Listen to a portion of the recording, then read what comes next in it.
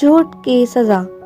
ایک دفعہ کا ذکر ہے کہ ایک لڑکا جنگل میں بکریاں چرانے جایا کرتا تھا۔ ایک دن اسے شرارت سوجی تو وہ بلند آواز میں پکارنے لگا، بھیڑیا آیا، بھیڑیا آیا، مجھے بچاؤ، جلدی سے میرے پاس آؤ، میری مدد کرو۔ لوگ لاٹھیاں لے کر جب لڑکے کے پاس پہنچے تو کیا دیکھتے ہیں کہ وہاں پر لڑکا ہنس رہا ہے اور کہتا ہے کہ میں مذاق کر رہا ہوں۔ اگلے دن بھی اس نے ایسا ہی کیا۔ لوگ جب اس کی مدد کے لیے آئے تو وہاں پر بھیڑیا موجود نہیں تھا اور لڑکا آج پھر ہنس رہا تھا۔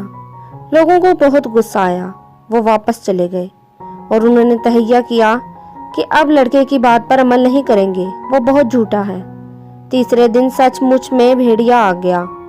اس نے جب شور مچایا کہ آ کر مجھے بچاؤ تو کوئی اس کی مدد کو نہ آیا، تو وہ سب یہ سمجھے کہ آج پھر لڑکا جھوٹ بول رہا ہوگا۔